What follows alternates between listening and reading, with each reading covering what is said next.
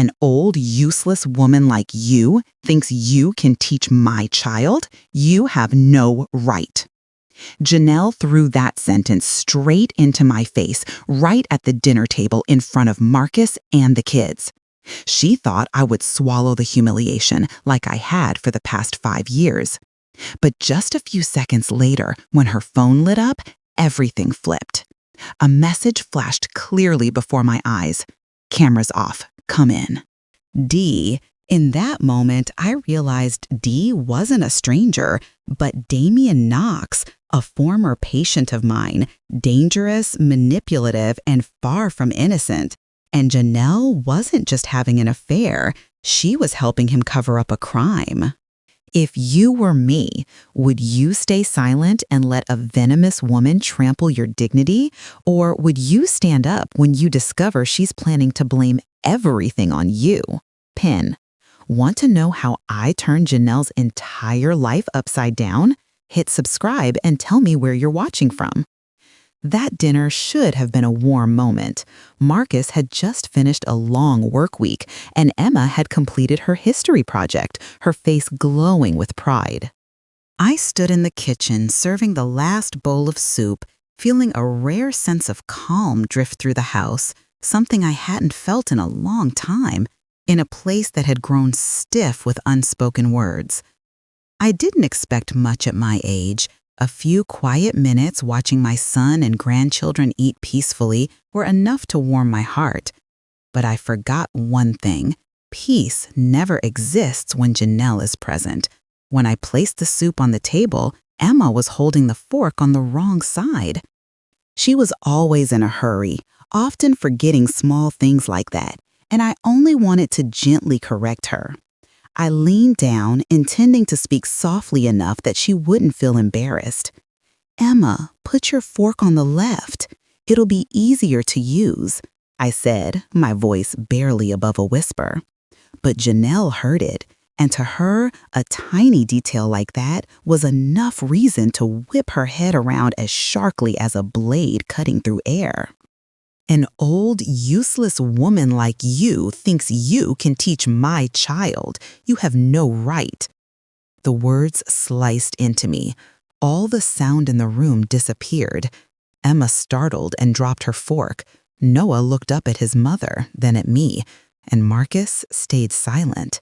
That silence struck deeper than anything Janelle had said. My son just sat there, eyes averted, his back stiff, as if even breathing too loudly would shatter something fragile. But his silence was the deepest wound. I didn't respond. I'd never been used to being humiliated, especially not in my own home in front of my grandchildren. But the thing that tightened in my throat wasn't just the sting of her insult. It was the fear that Marcus wouldn't defend me. Janelle knew that too. Her eyes gleamed with the satisfaction of someone who'd won a small but decisive battle. I turned away, pretending to adjust a plate, swallowing that burning lump in my throat. I didn't want Emma to see my eyes glass over. She was too sensitive. One look would tell her something was wrong, and I didn't want her to carry any part of this weight. I hoped foolishly that Janelle would let it go, that she would choose mercy or at least indifference. But hope barely flickered before she struck again, her voice low but sharp. "I already said it. My kids, my rules. You should know your place." I heard every word. Each one landed like a stone, heavy, cold, deliberate, falling onto pieces of me I thought had hardened over the years. I wasn't too old to recognize malice, but I was too old to spar with my daughter-in-law in front of my grandchildren. I stood there gripping the dish towel, caught between my dignity and my longing to keep the peace for the children. I chose silence, and Janelle mistook it for fear. She smiled then, a smile only someone who has been belittled many times would recognize. It was the smile of someone who believed I would always fold, always shrink back, always choose harmony over confrontation. Her eyes looked at me as if I were an outdated ornament taking up space, a smirk meant to provoke, to goad me into losing composure. that I refused to give her that satisfaction. I placed soup in front of Noah, then Emma, then Marcus, keeping my hands steady by sheer will. Inside, something fragile was breaking apart, a quiet ache spreading through me like salt on a fresh wound. I wasn't shouting, I wasn't crying, but every part of me felt heavy. I wanted to walk away from the table, but I couldn't. My pride held me in place, and the desire not to ruin the children's dinner kept me glued to that chair. I forced a thin smile. Emma looked at me, her eyes wide and anxious. She didn't speak, but her gaze asked, "Are you okay?" I nodded slightly, pretending that a nod could dissolve the tension gathering like storm clouds around us. Janelle sat across from me, wiping her mouth with a casualness that felt almost cruel. She acted as if she hadn't just tried to crush me under her heel. Her calmness chilled me. She believed she'd shut me down forever. She didn't know that some wounds don't make a sound when they split. They simply change something inside you. As I leaned down to pick up Emma's fallen napkin, I heard Janelle whisper to Marcus, "If she keeps interfering, I'm not dealing with it." That wasn't meant for Marcus. It was meant for me, another shove toward the edge. I straightened, feeling something inside shift. Exhaustion hurt. The years of swallowing bitterness, all of it began to reshape into something else. I didn't yet know what it would become, but I felt a flicker of clarity. A reminder that the night was growing too long, and I no longer had the strength to pretend the dawn wasn't coming. Then Janelle's phone buzzed on the table. She picked it up, and in that instant, the entire atmosphere froze. A message from someone saved as D flashed across the screen. "Cameras off. Come in." I didn't know it then, but that one misdirected message would crack open every secret Janelle tried to bury. And once truth finds a fracture, it seeps into every shadow faster than anyone can stop it. Janelle's phone lit up right in the middle of dinner. The screen appeared clearly enough for me to see every word, as if someone had intentionally pushed the secret into the light.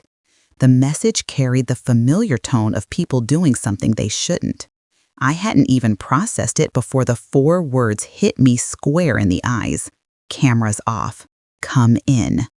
Underneath was the letter D, a short text but heavy enough to land exactly where I was most vulnerable. Janelle snatched her phone away too fast, so fast that Marcus had to lift his head. She blocked the screen and forced a smile, but the atmosphere had already shifted. Her fingers tightened around the phone until her knuckles lost color. I stayed still, but pieces inside my mind began rearranging. Who would send a message like that to a woman who loved pretending she was spotless, who carefully built a facade of the perfect mother? Who needed the cameras off so they could slip into her house? My face remained calm, yet my heartbeat quickened, as if my body sensed something terrible before my thoughts caught up. Janelle had slipped, and I saw it more clearly than any word she had ever said. I glanced at Marcus, hoping to hear something from him, but he only furrowed his brow and looked back down at his plate. He didn't ask Janelle what the message was. He didn't question why a man needed the cameras disabled to come into his home. He didn't look at me either. I understood then that his silence, which had lasted for years, now cast a shadow thick enough to hide even the truth blazing in front of us.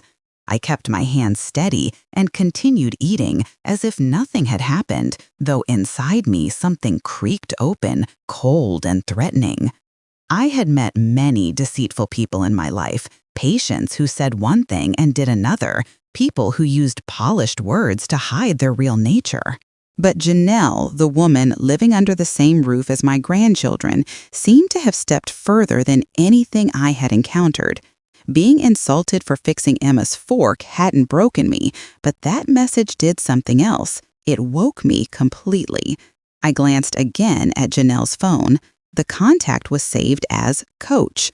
My brows knit immediately. Janelle had never mentioned joining any kind of training or workout program. She wasn't the type to commit to exercise or work with a trainer. Everything she did revolved around image, social media, the crowd. So who was Coach? Why turn off the cameras? Why choose the exact moment when Marcus and the children were home? I straightened in my seat, feeling every sense coming alive under the familiar instinct I had developed from reading Liars for decades. The message didn't resemble a casual rendezvous.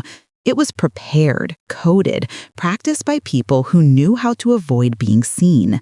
The secrecy, the precision felt too deliberate. There was a faint scent of danger around it, something far beyond infidelity. I had encountered this kind of danger before when I still worked at the counseling center. The people connected to Janelle had always been harmless, but the letter D weighed heavily in my chest. I wiped my mouth with a napkin and stood to get more water from the kitchen, using the moment to observe her without attracting attention.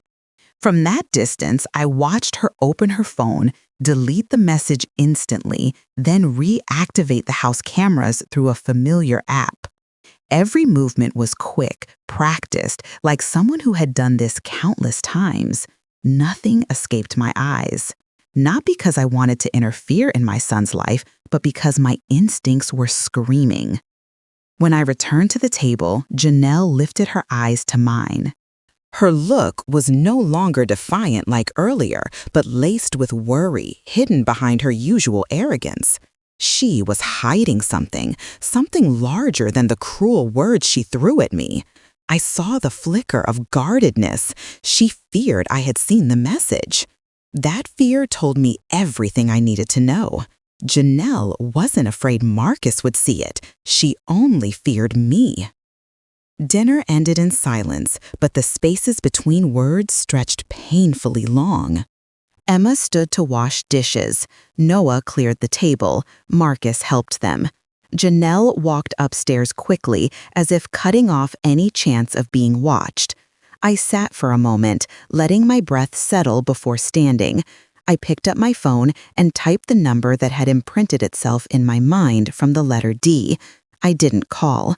I searched through my old contacts, the list of names I had kept from my special case patients. My finger froze the moment I found a name I never thought would enter my family's world, a name that sent a cold wave straight through my body. I opened my old contacts, the list that held names I never wanted to remember but was forced to keep. When that number appeared, the blue glow of the screen reflected on my face and made my heart jolt. His name appeared as clearly as if the past had chosen to return at the exact moment everything was cracking open. Damian Knox. I felt the room grow colder. Fragments of memories no one wants to recall came rushing back like a dark tide, washing over every shred of peace I had been holding on to. In my mind, the therapy room from years ago sharpened into focus. Sessions with Damian always carried weight, as if the air thickened whenever he walked in. He had a look that seemed to pierce through whoever sat across from him, as though he wanted to pry open moral boundaries just to see how they would react. I remembered the moment he sat opposite me, hands laced together, slowly, his voice level and low, like someone running an experiment. "You have no idea what I can make people do." That sentence made my skin crawl, even though he claimed he was speaking in theory. I knew he wasn't talking about theory. He was talking about himself. I stared at his name on the screen, my chest tightening. Janelle and Damian, two names I never imagined seeing together, were now connected by a text. I swallowed the heaviness rising in me, thinking of the children playing upstairs and imagining their future hanging by the thinnest thread. I forced myself to stay calm, but my mind was racing in ways fear never could. Janelle was involved with a man who had once been investigated, a man who boasted about his ability to manipulate. and she had been careless enough to expose it right in front of me. My phone vibrated abruptly, a new message from Damien himself, sent to Janelle. She must have forgotten to turn off preview mode because I saw every word. Deleted that part. No one will trace it. A sharp pain ran through my chest. What part? Why were they worried about being traced? What was Janelle doing in all this? She wasn't just having an affair. She was helping someone dangerous conceal something significant enough that both of them had to coordinate wiping evidence. The message sounded like a hammer pounding on doors I didn't want to open. But once truth shows its edge, no one can pretend it isn't there.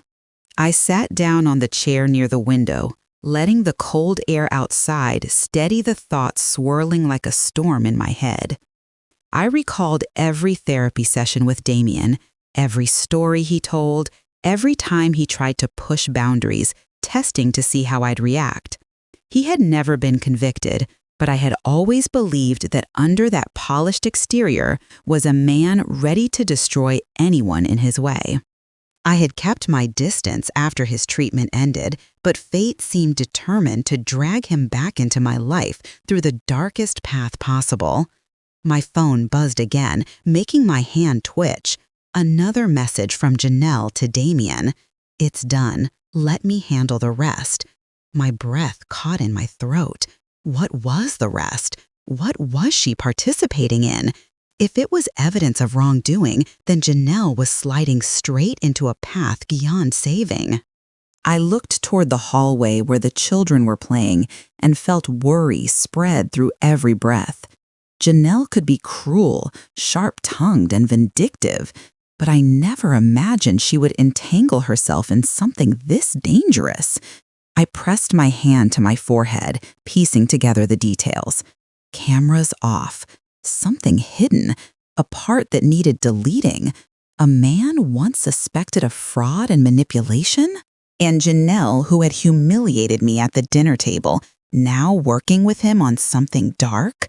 They were hiding something they feared would be discovered, enough to erase the trail immediately. My old instincts rose strongly, warning me that what I was uncovering wasn't just family trouble anymore. I walked toward the living room, trying to keep my mind clear. I needed to know how deep their connection went. If Janelle wasn't caught up accidentally, but was willingly participating, then she was playing a game far more dangerous than I had ever imagined. I had just placed my phone on the table when I heard a knock at the door. 3 firm knocks, steady and deliberate, pulling my entire body into alertness. At this hour, who would come? I approached slowly, feeling a cold shiver creep along my spine. My hand tightened around the doorknob. The person outside wasn't someone I expected, nor someone I thought I would see tonight. But in their hand was something that could decide the entire battle forming around me and Janelle. I opened the door and saw the evidence that would change everything. I opened the door, and the sight of the person standing before me made my heart sink instantly. Avery Knox. Her hair was messy, her lips trembling, her eyes swollen, as if she had been crying for hours. She stood there with a desperation that sent a chill down my spine. Avery had never come to see me outside of our professional interactions in the past, so her appearance on a night like this was enough for me to understand that things were worse than I imagined. She held her shawl tight against her body, as if trying to preserve the last bit of warmth left from a marriage that had already rotted. I was about to say something polite, but Avery spoke first, her voice choking as if something inside her was tightening. "My husband and your daughter-in-law are doing something vile." The words fell onto my porch like heavy drops of rain. I froze, though I wasn't surprised. The pain in her eyes echoed the feeling that had been spreading in my chest all evening. Avery straightened herself, trying to find air to continue, but tears had already gathered at the corners of her eyes. She looked at me like someone clinging to the last rope before falling into a pit. I invited Avery inside. She sat on the couch in the living room, her hand gripping a small black pouch. The space between us felt dense, as if filled with dust and ash. I set a glass of water in front of her, and she closed her eyes for a few seconds, as if preparing to say something even she feared confronting. When she opened them, anger and hurt had merged together, turning her gaze sharp in a heartbreaking way. "I know they are having an affair," Avery said, her voice cracking, but disturbingly steady. "But it's more than that." Avery opened the pouch, taking out a small silver USB. She placed it in front of me like presenting evidence in court. "This is the original camera data from my house," she said. "Untouched, unedited, unaltered." Her hand shook slightly, but her tone hardened. "Janelle is the one who deleted the data for him." I looked at the USB and felt a coldness spread from my palms to my chest. Something so small, yet capable of exposing everything Janelle had been trying to hide. Avery explained that she had been suspicious for a long time, but tonight, when Damien left the house, unaware that she was watching, the truth revealed itself mercilessly. I opened my laptop and Avery sat close beside me, both of us like two silhouettes staring at the light on the screen in a dim room. The videos appeared Janelle entering Avery's house, looking around, then bending down toward the camera control box. She turned off the entire system, pulled out the storage drive, and replaced it with a new one. Her movements were slow, precise, like someone who had done this many times. There was a moment when she looked straight into the camera before it shut off, and in that moment, I saw the coldness in her eyes that I had always avoided looking too deeply into. Avery covered her mouth to suppress a sob. "All these years, I thought he betrayed me with his heart," she whispered. "Turns out he betrayed me with his filthy hands." I placed a hand on her shoulder, a small gesture, yet enough for both of us to recognize that we were now on the same side, even if neither of us had wanted it.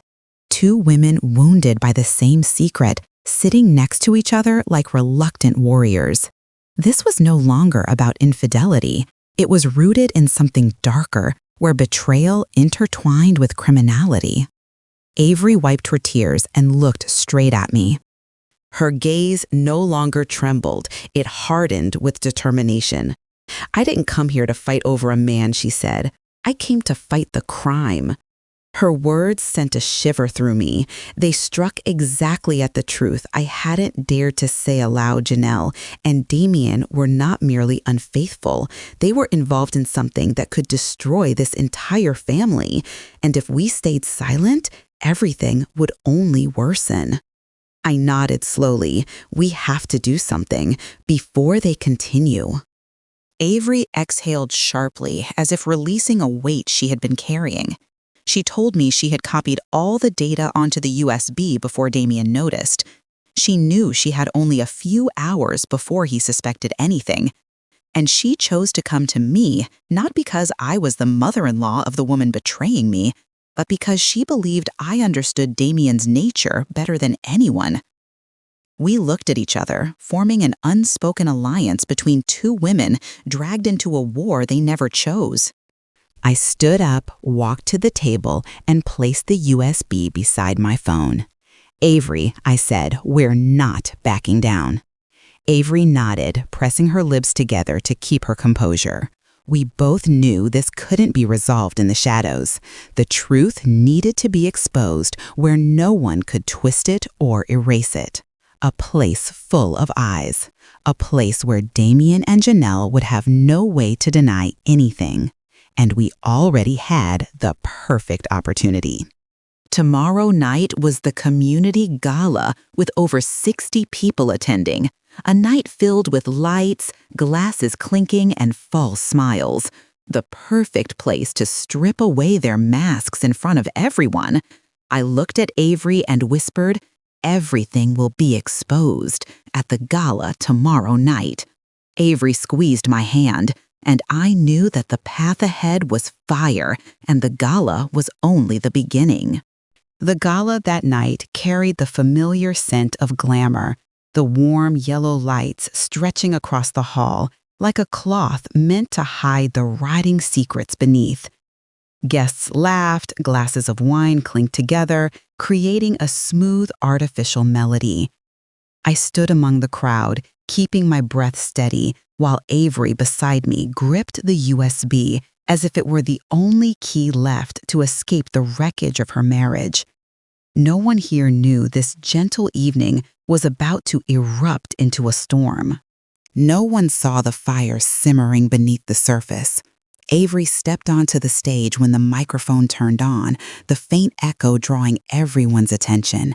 The stage lights cut through the room and shone directly onto the large screen behind her. I watched Avery's face under the lights.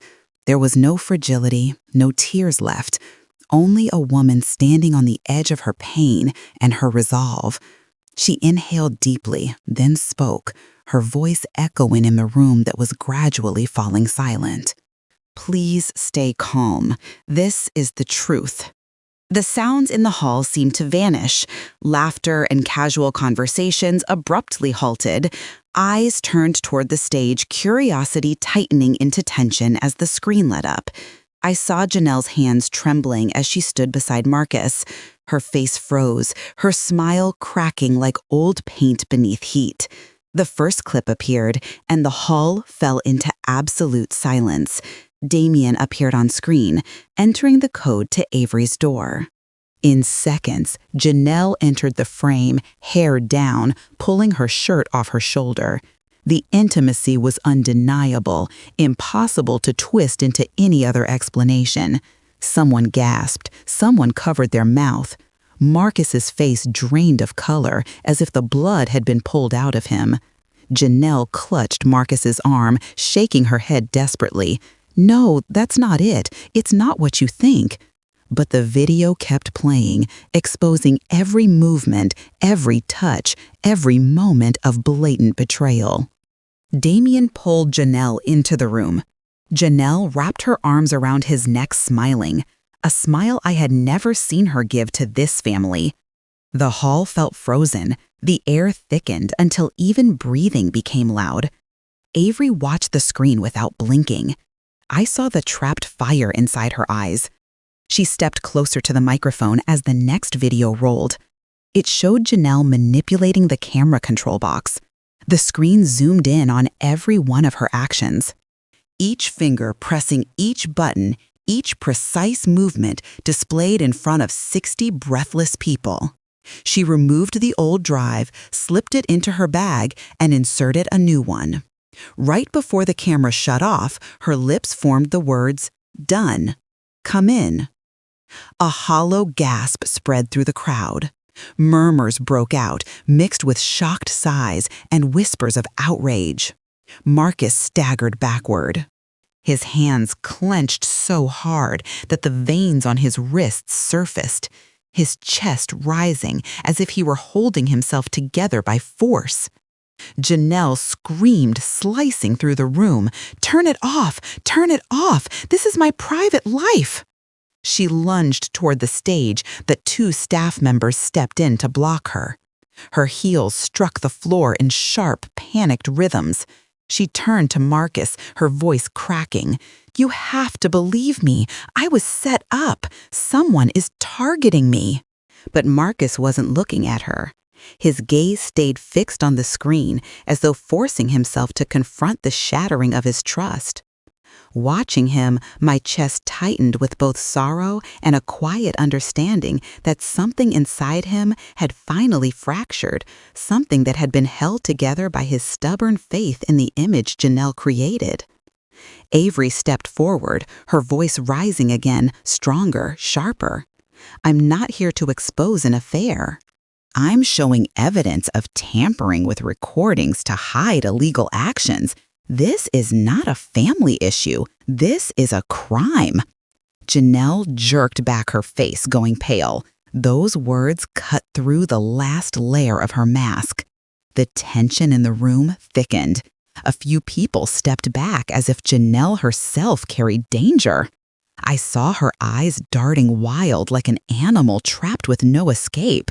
Then a figure moved out of the crowd, stepping toward the stage with a steady, authoritative stride. The police uniform reflected the lights as he approached Avery.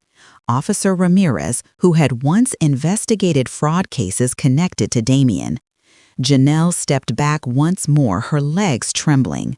Ramirez swept his gaze across the hall, then spoke in a deep voice that carried through the space. I held my breath because whatever he said next would turn Janelle's life completely upside down. The lights in the hall were still focused on the stage, but the atmosphere had shifted entirely. The glamour from the earlier part of the gala had dissolved into dense tension. All eyes fell on Officer Ramirez, who stood firmly, one hand gripping the thick folder that I knew would be the next storm to sweep through Janelle's life. I saw Marcus frozen in place and Janelle breathing hard, her face pale as if her makeup was about to slide off. Ramirez inhaled, opened the folder, and pulled out an official document stamped by the county police department. The sound of the paper turning echoed clearly in the silent hall. I stood behind Avery, my hands tightening together because I knew this moment would mark the true collapse of Janelle. Miss Janelle Carter Ramirez read each word firm. You are required to appear tomorrow morning at the police headquarters for questioning. The entire hall stiffened. A wave of murmurs spread quickly, then was cut off by Ramirez's next words. The allegations include. He lifted his eyes, looking directly at Janelle as if ensuring each word would pierce through her. Obstruction of an ongoing investigation. I saw Janelle's shoulders jerk violently as if an invisible weight had suddenly been dropped on her. Destruction of evidence related to an active case. Several people covered their mouths. The video of her shutting off the camera was still fresh in everyone's minds. Aiding a monitored suspect. Marcus looked at Janelle like he no longer recognized the woman beside him. And then the final charge. Unauthorized access to a private security system with the intent to conceal unlawful actions. Janelle stepped back once, then again, as if the floor beneath her was caving in. She could no longer hold on to the arrogance she always flaunted, nor the artificial confidence she wore on her face. Only raw panic remained. Her hands shook so violently that her purse fell to the floor. I was just helping, screamed, her voice cracking. I didn't commit any crime. I didn't know. I was just doing what I was told. I watched her. Her eyes darted to me as though searching for an ally, the last bit of mercy. But I had nothing left for someone who had treated me with cruelty and contempt for years. Ramirez did not move. Miss Carter, you have the right to remain silent until your formal statement, but I advise you that anything you say here may be recorded as admission. The murmurs swelled again. Janelle grabbed Marcus's sleeve, nearly collapsing at his feet. Marcus, say something. You know me. You have to believe me. I didn't need for any of this. Marcus didn't answer. He simply stepped back, looking at her as if she were a stranger. His gaze was colder than any accusation. Janelle clung to his arm, her voice shredded. Marcus, please. They're setting me up. Avery stood beside me, her face surprisingly calm.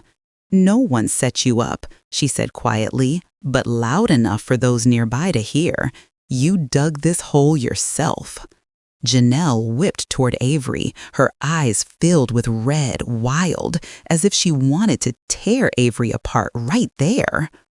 But then she realized there wasn't a single person left in the room willing to stand on her side.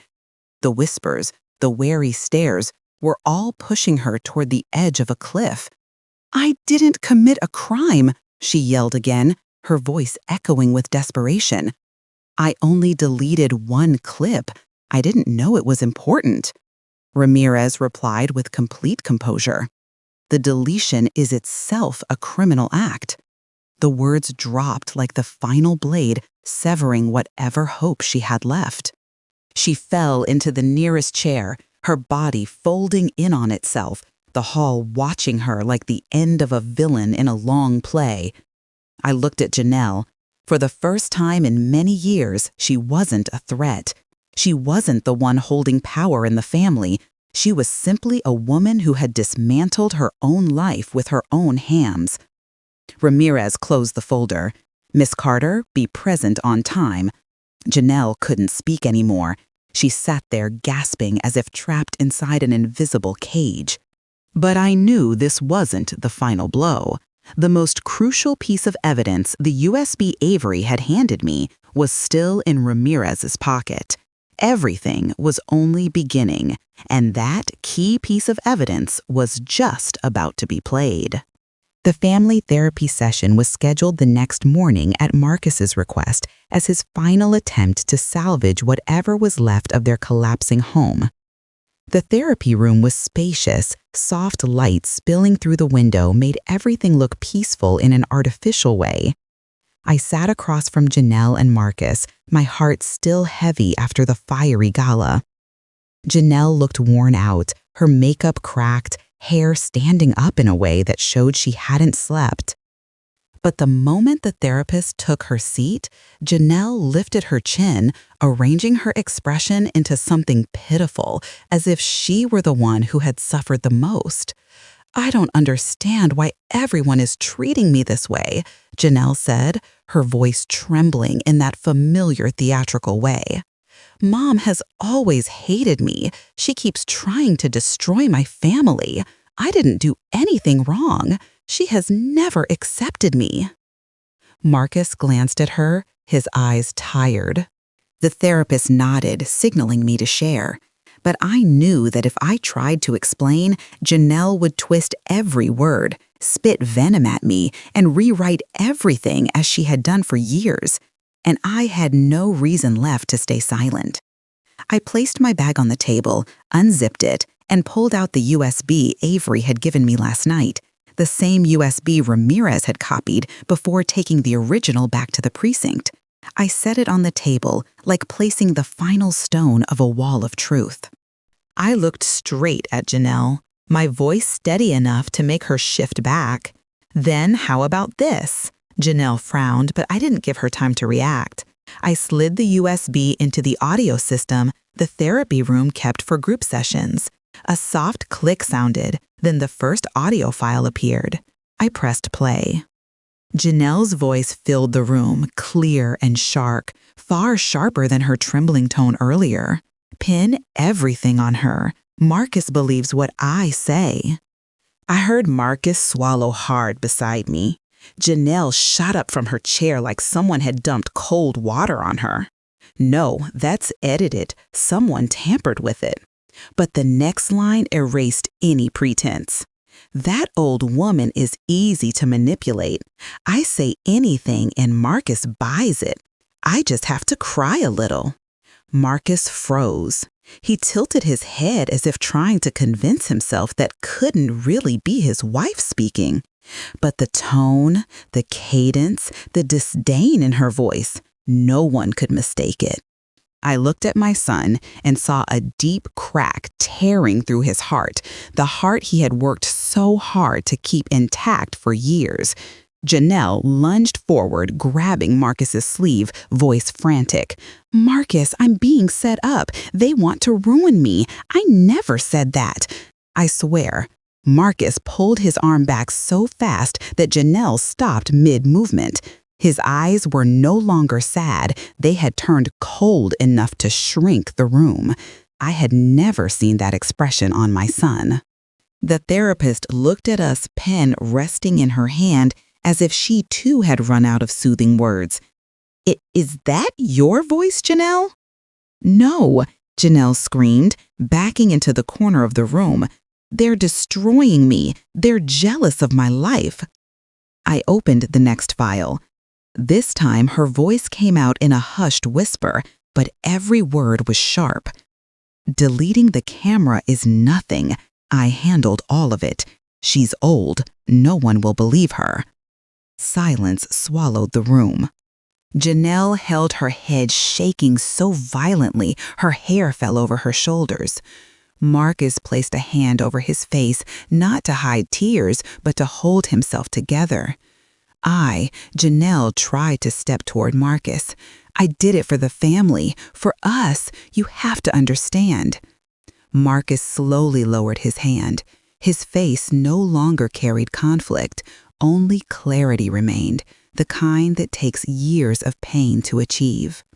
"What do you think my mother is to you, Marcus?" asked his voice, sinking like a stone into a deep well. "An obstacle? Someone you throw under the bus to protect your own mess?" Janelle opened her mouth, but no words came out. Marcus shook his head slowly, his eyes hollowed out. "After this recording, what do you think is left to fix?" I looked at my son, my chest tightening. This was a moment I had both longed for and dreaded, watching him break under the weight of a betrayal too large to carry. The therapist scribbled a few lines, then lifted her head. "I sincerely don't see any possibility of reconciliation." Janelle burst into a violent cry, her sobs turning into desperate, broken sounds. "Marcus, you can't leave me. You're not allowed to." Marcus stood, taking one step away from her. "I can't keep living with someone like you." Janelle collapsed into her chair, covering her face, her cries spiraling into a raw, unrestrained howl. No one could feel sympathy for anymore. The therapy session ended, and divorce was now inevitable. The morning after the therapy session, Marcus's house was filled with a heavy silence, as if every sound was afraid to touch the truth that had just been exposed. I stood in the kitchen making coffee for Emma and Caleb, both of them still confused by the exhaustion written across their father's face. They didn't understand adult problems, but they understood something in this house had broken and could never be pieced back together. Marcus stood by the doorway, holding the stack of documents he had carried since leaving the session.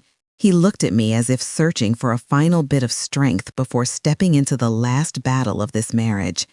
Janelle came down the stairs, eyes swollen, hair messy, her posture still trying to reclaim that familiar, pitiful innocence she always used to mislead Marcus.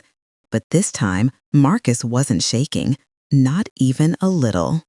He pulled out a chair, placed a sheet of paper on the table, and slid it toward her. His voice dropped low, as if the words had been waiting for years.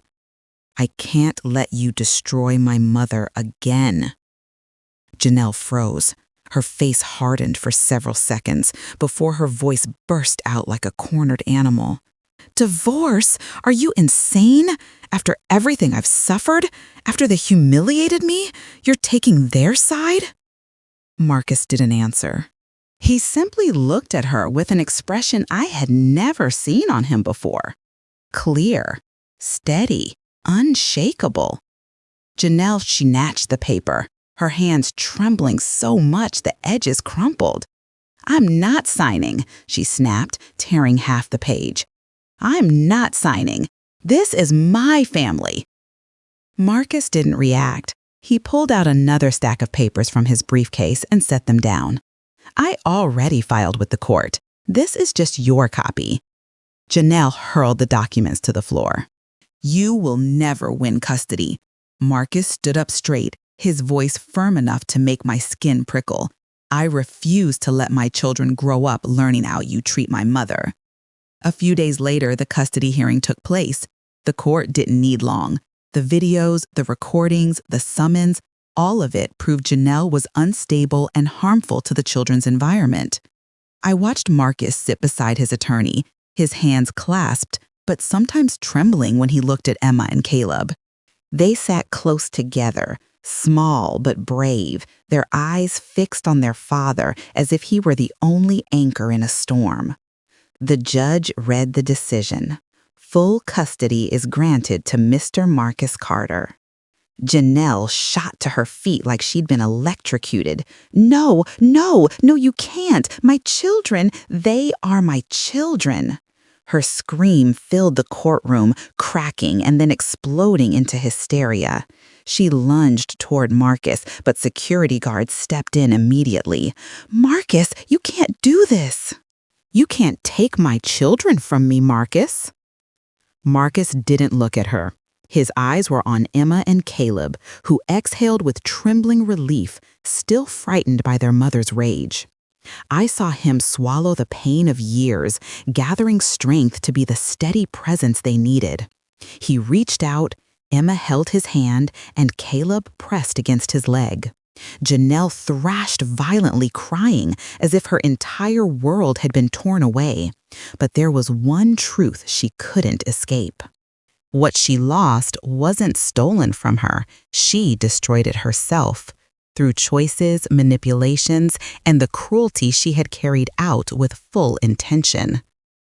A tear rolled down Marcus's face, but it wasn't for Janelle. It was for the years he had lost, the times he believed in the wrong person, the invisible wounds he had endured in a marriage filled with poison. I stood behind him, feeling that pain hum through the air. Janelle collapsed into her chair, hands covering her face. Please don't take my children, please. But it was too late. No one believed her anymore. No one saw a mother in her despair. What she shattered with her own hands, no one could restore. I walked to Emma and Caleb, resting my hands on their shoulders. Their eyes were still wet, but brighter, relieved. They knew their days of living with shouting, insults, and explosive anger were ending. Marcus turned to me and nodded once, a simple confirmation. Mom, let's take the kids home. Janelle watched us, her eyes bloodshot, her voice shredded from crying. Marcus, you'll regret this. You will never separate me from my children. Marcus didn't turn around. He simply tightened his grip on Emma and Caleb, guiding them out of the courtroom and leaving the echo of Janelle's screams behind. But the real pain waiting for Janelle had not yet begun. That afternoon, the house that once held so many family moments was wrapped in a silence as still as a lake after a storm. Marcus was tidying the living room, and Emma and Noah sat close together on the sofa, clutching a pillow as if it could shield them from whatever change was coming next. I stood in the kitchen, holding a cup of tea, unable to take a sip. Since the divorce was finalized, no one mentioned Janelle, but the silence itself felt like a shadow hanging over everything. I knew this day would come. I just didn't know it would come so quickly. 3 knocks sounded at the door, sharp and heavy. Marcus lifted his head, frowning. I glanced through the small window and saw a familiar silhouette. My chest tightened as Marcus opened the door. Officer Ramirez stood there, uniform crisp, holding a folder and a lit radio at his hip. His face wasn't as calm as it had been at the gala, but sterner, as if he had just come from a difficult briefing. Mr. Carter Ramirez said, voice low, I need you and your family to prepare yourselves. Marcus nodded slightly, but before he could ask anything, Ramirez opened the folder and pulled out a carefully folded sheet stamped with a bright red seal. We have an arrest warrant for Janelle Carter. The air vanished from the room. Emma let out a small cry, and Noah clung to Marcus so tightly that his shirt wrinkled. I set my cup down, my fingers trembling, as the words echoed through the living room. It wasn't unexpected news, but its weight still pressed down like a boulder. Marcus steadied Emma and asked, how long? Until Ramirez sighed. Right now. She's on the porch 3 blocks down. 2 officers have stopped her. I turned to the window, and just as he said, a police car sat a few houses away. Beside it stood a trembling figure, hair tangled, posture unsteady. Janelle. She wore a long coat, eyes wide with panic, looking like someone whose breath had been stolen away. As the officers approached, she backed up, shaking her head violently. "No, no, you've got the wrong person. I didn't do anything," she screamed, voice cracking with fear. One officer stepped forward, reading her rights. But Janelle wasn't hearing anything. Her eyes darted wildly, locking onto Marcus's door as if it were her final escape. "Marcus, Marcus, please say something. Marcus, you know me. You know I didn't do anything," she cried, her voice shattering.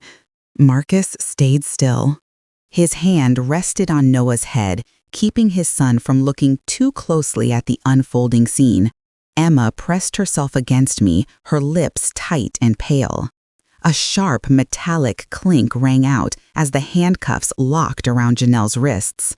She jerked violently, fighting so fiercely that two officers had to hold her steady. "I'm not going anywhere. You have no right. I'm being framed. All of this is her fault." Janelle screamed, pointing straight at me, eyes burning with rage and trembling shoulders. I said nothing. There was no need. The evidence had spoken louder than any defense she could ever offer. Her lies had undone her far more thoroughly than any accusation from me. Ramirez looked at Janelle, then at Marcus. "The charges have been filed and approved. Evidence destruction, aiding a suspect unauthorized access to a private security system, and testimonies from other victims connected to Damian Knox." He paused. She can't talk her way out anymore. The officers pulled Janelle toward the police car. Her shoes scraped the pavement, producing sharp, empty sounds. As they reached the vehicle, she twisted her head back toward Marcus, her eyes unrecognizable, twisted with hatred. "You'll regret this, Marcus. I swear you will." Janelle screamed just before being pushed into the back seat and the door slammed shut. The car pulled away, lights flashing softly, siren humming once before fading as it turned the corner.